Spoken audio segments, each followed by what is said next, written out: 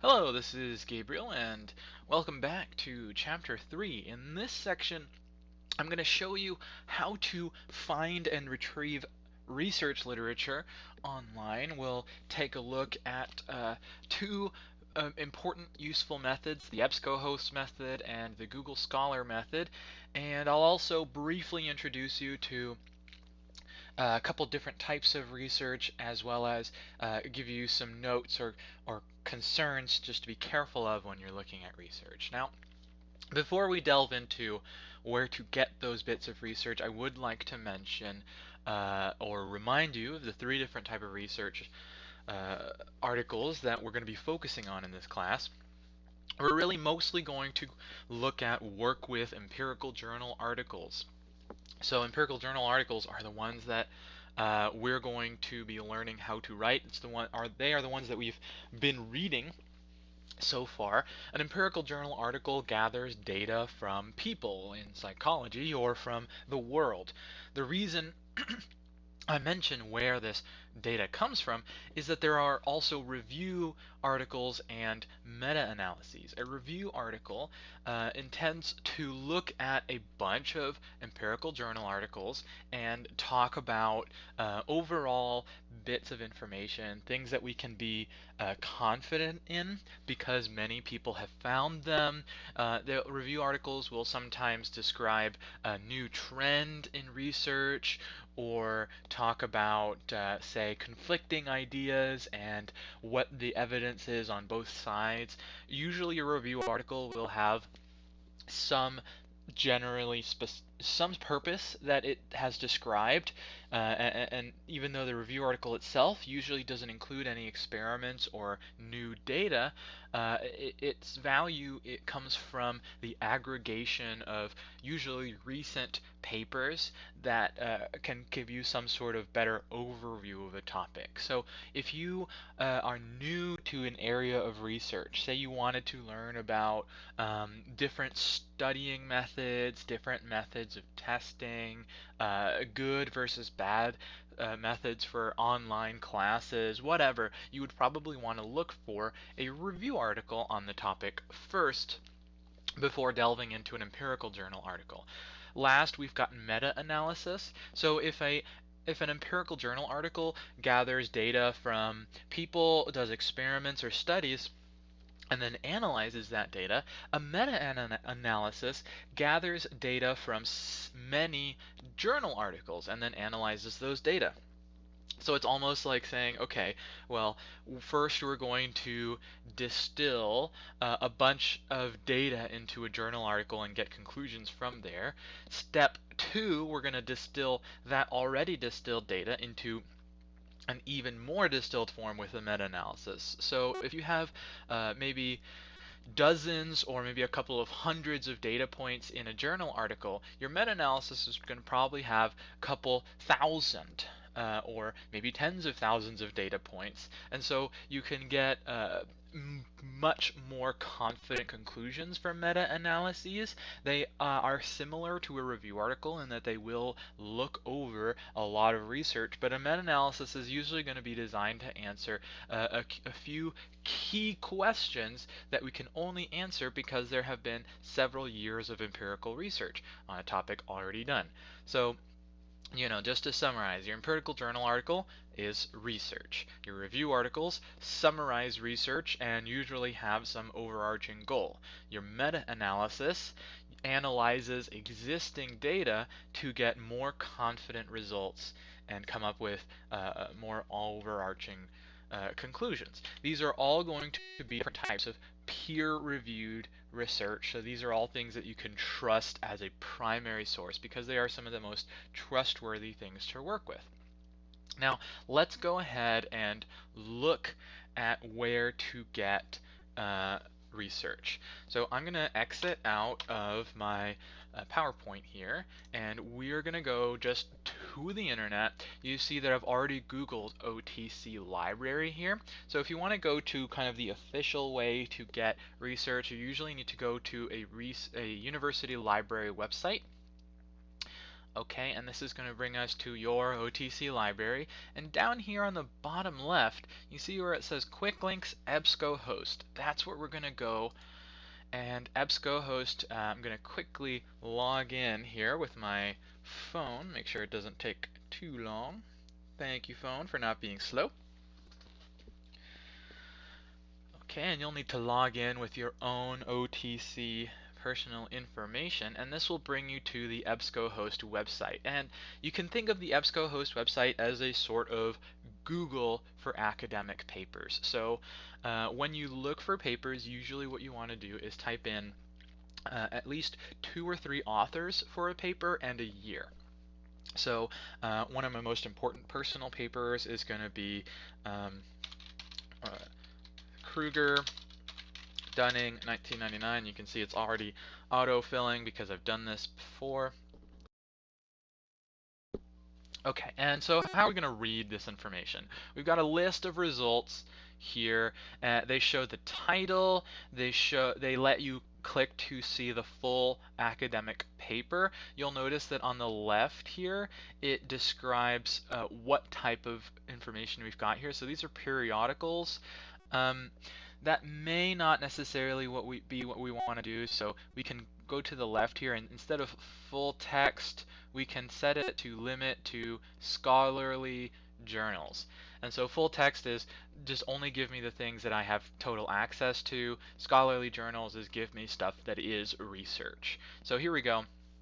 Now we have research that we found, and you'll notice that it is a little bit difficult to find what paper you're looking for, because this paper has a lot of references to it. People call it the Dunning-Kruger effect. It's kind of where it comes from. So if you want to be narrowing your results even further, you'll go down here and say, well, I know that my paper is 1999. So I'm going to say that I only want things from 1999 to 1999. I'm pretty sure that should give us the right result. Sometimes it changes, and here we go.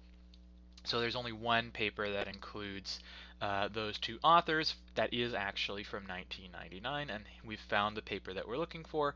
Now, it's important to be aware that if you want to be 100% sure that you're looking for the paper, what you'll want to do is actually just search for the title of the paper, because I could type that in here, and let's say we'll limit from the year 0 to 9 million. We can limit it to forever. Woo! Alright, and so that's given us a series of different papers. There are quite a few here on this page, 337. Oops, I didn't actually get the actual title there, so let's paste that back in, and there we go, we found it. So why did I suggest you look for the paper based off the authors and the year? That's because usually when we talk about research papers, we're going to describe them in terms of the authors and the year. So when I click on this research paper, a couple more things that you should be aware of. The authors for a research paper are going to be in a particular order. In psychology, the order of the authors denotes which authors were most important. In this case, there's just 2 authors, so Kruger probably did the most work, Dunning did the second most work, or did the most important and second most important. You'll always get an abstract, but you won't always get the entire paper itself. So in this case, OTC doesn't have full access to this paper, and it's because it costs money to have access to these journals. So another thing down here is your DOI. That's kind of like the ISBN number for a library book. So this is the number associated with this book. So I'm just going to go ahead and copy this, and now we're going to go to Google Scholar. And in Google Scholar, again, I just Googled Google Scholar, and it's brought me here to the Google Scholar. It's a Google for research, and if I just pop in that number there, looks like it gave us some weird, different research article. Let's see if there's a better way to search for it. As always, the title is going to be a great way to search for your paper. And there it is. And you'll notice that, yes, we do have our 2 authors as well as the year. Another way to identify papers is the journal that they come from. Journals are like magazines where scientists publish their research. So this is the Journal of Personality and Social Psychology. There are a couple really great things about how Google Scholar works. First, you can favorite your stuff. This button, probably my most favorite. You click that button and it creates a reference for you. You can just copy this and paste it into your references section or into a Word document if you want to create your own personal library of references to work with in the future. We use APA, that stands for American Psychological Association format references. So there are these other types of reference formats, but we're always going to use APA. There's a button here that says cited by, so that means that there are 6,500 research papers that have referenced this article. There is a button for related results. There's 111 results for this. And here on the right, if you want to access the paper, you want to see what's available here on the right. And there's actually a PDF of this just available when you click it there. Boom, boom, you get the PDF. If you click here, it'll take you to a website like EBSCOhost took us to the website. So in this case, it doesn't specifically take us to a website, but it is a link to another website. So this one gives us, the abstract, the reference information, but it says, oh, you can buy this for 15 bucks. We're not going to do that. I do not encourage you to ever purchase a research article. If you can't find the research article in any one of these two methods, what you're going to want to do is literally just email the owners, email the writers. 9 times out of 10, researchers are more than happy to send you the article for free. But there are other methods of getting the article, and here's the full article itself. Now, now that we've got the article, I am going to go back. You know what? Let me just research. Let me go back to the Google Scholar thing, and we're just going to type Dunning-Kruger 1999 because I do want to mention one more thing. We're going to just type Dunning-Kruger. You'll see here on the right we have a list of different choices. So these are a bunch of different articles. Some of them are available as PDFs, some of them are available as HTMLs, so that means you can read it as a website. But occasionally, some articles will not have options for that. Let's see if we can skip way down on the results. Some articles just won't have anything here. That means that we don't have access to this article. You may need to find it another way. Another trick to find articles is that often researchers will have a website, a personal website that you can look up if you can maybe find their papers there. So, sometimes we won't have access to those things. If it says full view, you'll have access to it. So you might need to play around with it to see if you can find it. If you click on these version lists here, these should all be the same paper, but they'll be from different websites or different servers. You'll have access to them in different ways. Okay, so back to the PowerPoint. I'm just going to very quickly introduce that paper to you because it's a very important paper to me, and we're going to use it as an example for the rest of this PowerPoint. So the Dunning-Kruger effect is described in that paper by Kruger and Dunning, 1999.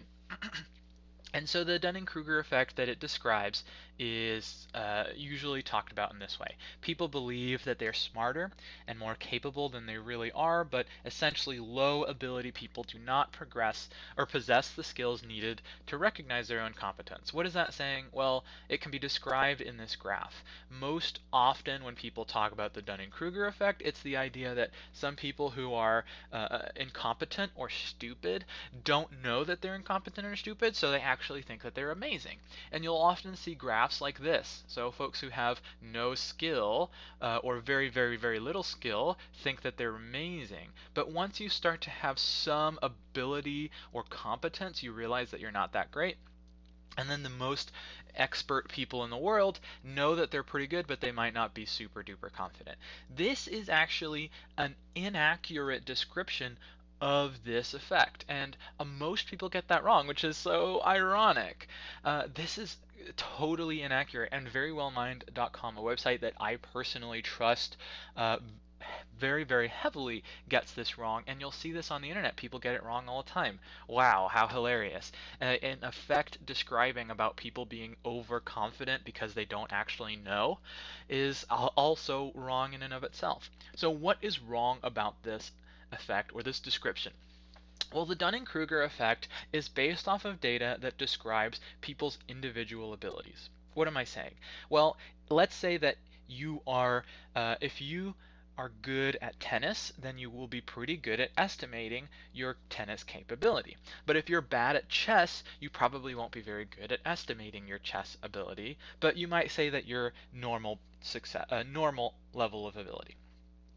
A different person might be great at chess and pretty good at estimating their chess skill, but bad at tennis, and they would therefore be bad at estimating their tennis ability. The thing that's messed up here is that a lot of people assume that there is such a thing as people who are overall incompetent. In fact, the article itself, the original paper itself, says we have focused our analysis on the incompetence individuals display in specific domains. We make no claim that they would be incompetent in any other domains. This is actually hidden in a footnote because the whole paper is written in a little bit of a misleading way. It's designed so that people can get a familiar feeling. Everyone knows someone at work or at school who thinks they're all that, but they're actually not great. And so this paper is designed to say, hey, that feeling you get, that annoyance you have towards that person, it's totally realistic and they are stupid. No, nobody is stupid, but everyone is good at some things and not so great at other things. The real graph in the paper, or one of the real graphs in the paper, looks like this. And it looks like the graph that I showed you previously. You have people who perform very poorly on a test, people who perform very well on a test. And you'll notice that the lowest performing people got about a 10%, the highest performing people got a 90%. So this is a test that is designed to give a lot of range in people's test performance. And that being said, the line that you get here looks very similar to the line from our previous slides, and the line for test performance predictions also looks very similar. You know, the lowest people predict 60, the highest people predict closer to 70 or 80. So yes, the highest people are, pretty accurate compared to the lowest people, but this is not that far off from the graph we saw in a previous section, telling me that lowest people are not really that great at making grade predictions, but it may just be that they don't like saying that they got like a 10%, or it may be that no one thinks they got like a 10% on a test. Regardless, now you know one flaw with this paper. The paper was designed to be a little bit misleading, and a lot of people misunderstand the paper. Why have I talked about this? Because the next two sections of this PowerPoint, or this module, are going to be all about reading papers, more tips for reading papers, but also on criticizing papers and figuring things out for yourself, and making sure that the writers of academic papers haven't really overstepped their bounds when they're confident in their writings. If you're interested in learning more about the confusion between what people think the Dunning-Kruger effect is and what the Dunning-Kruger effect actually is, this article here, it's just a blog post, but it does a good job of talking about this issue. So feel free to check it out. That's it for this module. It's gone on a little bit longer than it needed to, so I'll make sure to put a note that you don't actually have to listen to this Dunning-Kruger stuff if you don't want to, but it'll just be helpful for understanding the next couple of sections. Anyway, bye-bye for now, and I'll see you in the next video.